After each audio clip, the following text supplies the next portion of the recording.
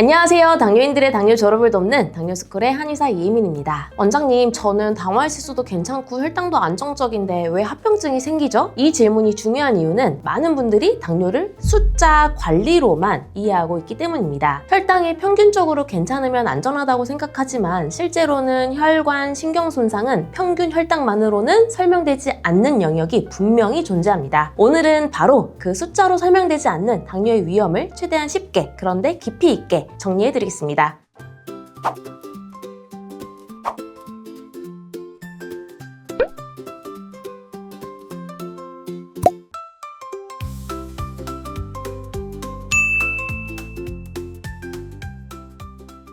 먼저 우리가 흔히 보는 지표부터 짚고 넘어갈게요. 당화혈색소는 지난 2-3개월 평균 혈당을 반영하는 지표입니다. 평균이라는 말이 핵심인데요. 평균은 전반적인 경향을 보여주지만 그 사이에 무슨 일이 벌어졌는지까지는 담지 못합니다. 예를 들어 평균 혈당이 비슷한 두 사람이라도 한 사람은 하루 종일 120에서 150 사이로 안정적이고 다른 사람은 70까지 떨어졌다가 식후 230까지 치솟는 식으로 롤러코스터를 탄다고 생각해봅시다. 두 사람의 평균은 비슷하게 나올 수 있어요. 그런데 혈관과 신경은 이 두 상태를 똑같이 받아들이지 않습니다. 합병증은 종종 바로 이 차이에서 시작됩니다. 여기서 첫 번째 핵심 개념이 혈당 변동성입니다. 당뇨병증을 이야기할 때 단순히 높은 혈당만이 아니라 혈당이 얼마나 자주, 얼마나 크게 출렁이냐가 매우 중요한 위험인자로 다뤄집니다. 혈당이 급격히 오르고 급격히 떨어지는 과정은 몸 입장에서는 굉장한 스트레스입니다. 혈관 내피세포, 즉 혈관의 안쪽을 덮고 있는 세포들은 이런 급변을 반복해서 겪을수록 기능이 떨어지기가 쉬워요. 다시 말해 당화혈색소가 괜찮아도 식후 급상승이 자주 있거나 밤중 저혈당이 온다거나 아니면 반동성 고혈당이 반복된다면 평균 혈당은 괜찮은데 손상은 진행되는 상황이 생길 수 있습니다. 두 번째 핵심은 미세혈류입니다. 당뇨합병증의 대표는 눈, 콩팥, 신경처럼 미세혈관이 촘촘한 조직에서 시작되는 경우가 많습니다. 그런데 미세혈류는 단순히 큰 혈관이 뻥 뚫려 있다고 해서 보장되는 게 아니에요. 혈관벽의 탄력, 혈액의 점도, 혈소판의 응집, 산화 스트레스, 혈관 내피 기능 같은 요소가 복합적으로 영향을 줍니다. 그래서 혈압이나 지질, 흡연, 수면 무호흡, 만성 스트레스처럼 혈관 컨디션을 망가뜨리는 요인이 있으면 평균 혈당이 괜찮아도 미세혈류가 나빠질 수 있고요. 그 결과로 합병증이 진행될 수 있습니다. 실제로 혈당은 괜찮은데 손발이 저리고 시야가 흐리고 소변에 단백뇨가 늘었다 이런 분들 중에는 미세혈류 관점에서 설명되는 경우가 많습니다. 세 번째 핵심은 염증과 산화 스트레스입니다. 당뇨는 단순히 당이 높다라는 걸로 끝나는 병이 아니라 몸 전체가 저강도 만성 염증 상태에 가까워지는 질환입니다. 특히 인슐린 저항성이 큰 타입에서는 지방 조직 자체가 염증성 물질을 분비하는 성격을 띠기도 하고요. 지방간이 동반되면 대사 환경이 더 거칠어집니다. 이런 염증 상태에서는 혈관이 쉽게 예민해지고 신경도 손상에 취약해집니다. 그래서 어떤 분들은 혈당 수치가 크게 나쁘지 않아도 염증, 산화 스트레스가 높은 쪽으로 생활이 굴러가면 합병증 위험이 상대적으로 높아질 수 있습니다. 쉽게 말하면 혈당이 잘 보이는 위험이라면 염증은 잘 안 보이는 위험입니다. 그런데 합병증은 종종 이 잘 안 보이는 위험의 영향도 크게 받습니다. 여기까지 들으시면 이런 질문이 바로 나올 거예요. 그럼 혈당은 의미가 없나요? 이렇게요. 하지만 절대 그렇지 않습니다. 혈당 관리는 기본이에요. 다만 오늘 영상의 핵심은 하나입니다. 혈당 수치만 좋으면 안전하다는 믿음은 위험할 수 있다는 겁니다. 당화혈색소가 괜찮다는 사실은 분명히 좋은 출발점이지만 그것이 곧 합병증 위험이 없다로 자동 연결되지는 않습니다. 당뇨합병증은 평균 혈당뿐만 아니라 변동성, 혈관 상태, 염증, 신경의 취약성과 같은 여러 축의 합으로 결정이 됩니다. 따라서 당뇨는 현재 성적표만 보는 병이 아니라 생활 전체의 운영체제를 점검해야 하는 병입니다. 그래서 수치가 괜찮으니 이제 마음 놔도 되겠다가 아니라 수치가 괜찮을 때 더 넓은 위험 요인을 정리할 기회다라고 이해하셔야 합니다. 오히려 혈당이 안정된 상태는 합병증 예방을 위한 확장 관리에 가장 좋은 타이밍입니다. 그럼 도대체 무엇을 추가로 봐야 할까요? 저는 오늘 세 가지를 기준으로 제안드리고 싶습니다. 첫째, 혈당 변동성을 확인하는 것입니다. 가능하다면 연속혈당 측정기로 2주에서 4주 정도만 식후 스파이크가 반복되는지, 밤에 저혈당이 있는지, 하루 전체의 출렁임이 큰지를 확인하면 합병증 위험을 훨씬 더 현실적으로 평가할 수 있습니다. 둘째, 둘째, 모세혈관 검사를 해보세요. 조갑주름 현미경 검사라고 해서 피 한 방울 내지 않고 자신의 모세혈관을 확인할 수 있는 검사가 있습니다. 3개월 단위로 검사해 모세혈관 건강도 체크해 보셔야 하겠습니다. 셋째, 염증 관점의 생활 구조를 봐야 합니다. 늦은 야식, 수면 부족, 만성 스트레스, 잦은 음주, 초가공 식품 위주의 식단, 이런 생활은 혈당이 괜찮아도 혈관과 신경에 불리하게 작동할 수 있습니다. 그리고 여기서 한 번 더 중요한 포인트가 있어요. 당뇨병증은 한 번에 생기지 않습니다. 작은 변화가 오랫동안 쌓여서 어느 날 검사에서 발견되는 경우가 많습니다. 그래서 합병증 예방에서 가장 중요한 것은 단기적으로 혈당을 억지로 낮추려고 하는 것이 아니라 출렁임을 줄이고 혈관 환경을 개선하고 염증을 낮추는 생활 운영입니다. 그게 바로 숫자로 설명되지 않는 위험을 관리하는 방식이죠. 합병증이 발병하기 직전에 나타나는 신호들이 몇 가지 있는데요. 평소에 쥐가 잘 난다면 당뇨병성 말초신경맥증이 생길 위험이 높고요. 평소 눈이 잘 충혈되거나 침침하거나 안구 건조가 있거나 등등 눈에 불편한 증상이 있었다면 망막병증이 생길 위험이 높고요. 평소에 소변에 거품이 있었다면 신증이 생길 위험이 높습니다. 우리 몸은 질병으로 확 진행되기 전에 신호를 주기 때문에 그 신호를 잘 읽어야겠고요. 이미 신호를 보냈다면 더 이상 관리만으로는 부족합니다. 치료가 필요하고요. 한의학적 치료를 고려해 보셔야 합니다. 실제 한의학적 치료의 도움으로 합병증을 극복한 분들이 많은데요. 이렇게 신호를 줬을 때가 골든타임이라는 점도 잊지 마시길 바랍니다. 한의학적 치료에 대한 상담이나 도움이 필요하다면 1644-5178로 문의 주시기 바랍니다. 오늘 영상 3줄 요약할게요. 1. 혈당 수치만 좋으면 합병증은 괜찮다는 말은 반만 맞다. 2. 혈당 변동성, 미세혈류, 염증이라는 변수를 함께 보지 않으면 합병증의 이유를 놓칠 수 있다. 3. 만약 몸에서 합병증 신호를 이미 줬다면 한의학적 치료를 고려해보자. 추가로 오늘 말씀드린 내용을 포함해 당뇨를 극복할 수 있는 비법 20가지가 담긴 편지를 발송해드립니다. 매일 아침 7일간 발송해드리는데요. 여러분의 당뇨 극복에 나침반이 되어줄 것입니다. 무료로 보내드리니 꼭 신청해보시고요. 아래 고정 댓글에 있는 링크를 눌러 신청하시거나 ARS 1877-8125로 전화를 걸어 전화 한 통으로도 간단하게 신청할 수 있습니다.